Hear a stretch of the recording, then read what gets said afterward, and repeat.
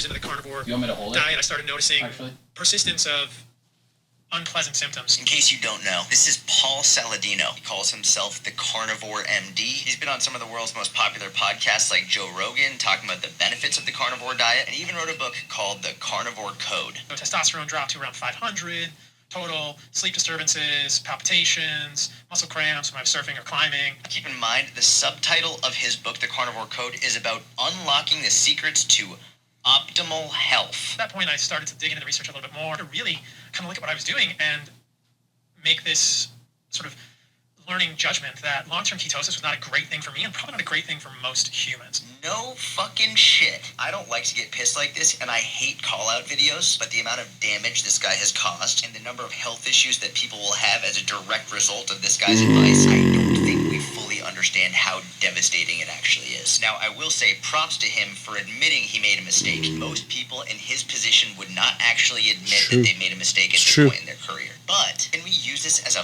learning opportunity? Can you stop using the F word? Jumped on the carnivore bandwagon because this guy and a couple other were cherry-picking data. You know, sometimes you use that many Fs in order to get views. It is critically important for your health and the health of your family and the health of your friends for you to be able to spot when someone is chatting absolute Am I like that when I lean into the camera? For years, Paul would make videos saying how bad vegetables are for you. He would also do this shirtless as a way of trying to show you how good you can look if you do the same thing as he does. I'm going to do a shirtless episode. Might be someone saying that no, I won't. Are bad for you. Maybe they'll be saying how bad fat is for you. Maybe they'll be saying how bad carbohydrates are for you. Or maybe they'll be saying how bad protein is for you. The point is this: the best and healthiest diets are generally the most well-balanced. And very rarely will you find someone who actually understands nutrition demonizing any individual food or food group. Also, if the person you're taking advice from is doing everything shirtless, there's a 100% chance they're just trying to sell you something rather than actually trying to educate you on something that's true. All right.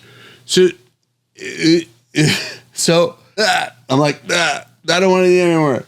That's like Cool Ranch Doritos, that episode. That was a Cool Ranch Dorito. I don't want to be that guy who makes fun of other people. It's like Cool Ranch Doritos, what I just watched. Why, Brennan? What does Cool Ranch Doritos have to do with this?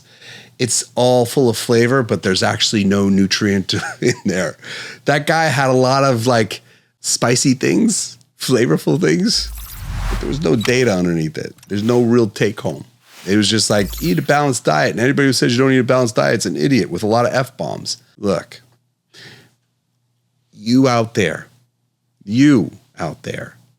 if you have, I don't know, epilepsy, and I got you on a carnivore diet, where would your insulin go? Lower. What would your threshold for seizures be? Lower. If you had chronic inflammation in your joints, insulin, where would it be when you're doing carnivore? Lower. How would that impact you? Less inflammation. Better. If you have autoimmune conditions. I don't use carnivore as a standalone therapy. Okay? I'm not saying that I do, but I do believe in using certain diets to execute a change in someone's biochemistry. I use food as medicine when I can, the best I can. And I use lab work to verify, justify, and prove the effectiveness. At the end of the day, that's how you use it. If I can't use that, I'll go to medicine, sure. But that's the hierarchy. First you try food. If food looks like it's going to work, do food.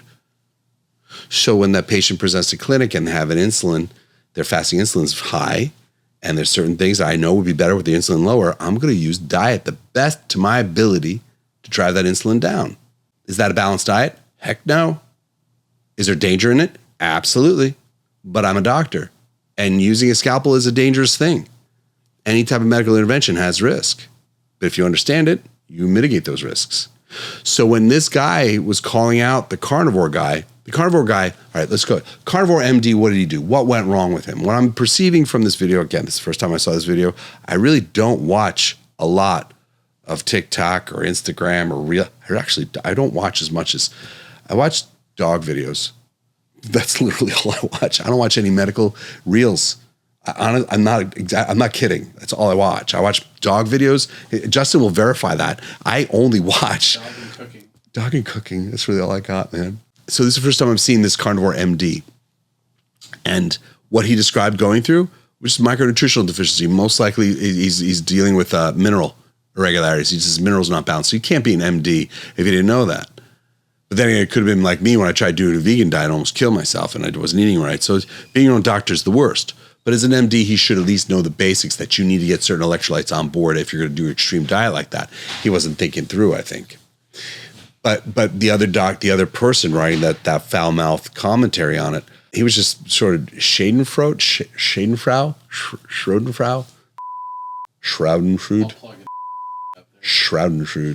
I don't like people doing Instagram videos with their shirts off. I think it's creepy. And you're right, that is a creepy thing.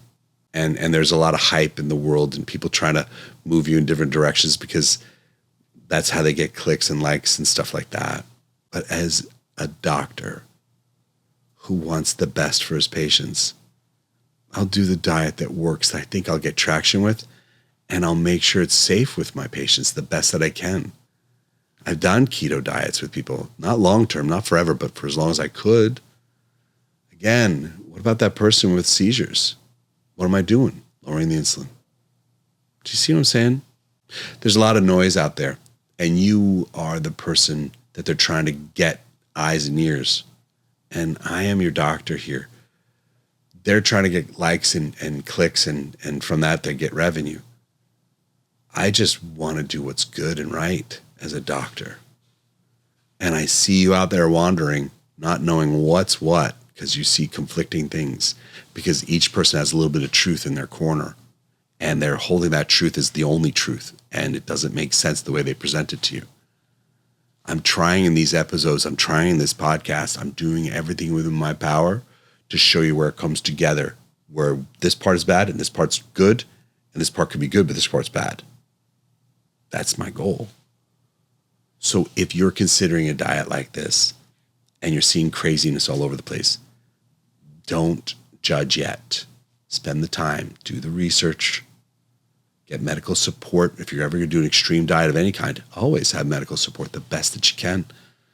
I know it's not easy to get them out there. There's not a lot of good doctors out there. I hear you. I know. Do the best you can. Because sometimes these diets can be life-changing. I hope this helps.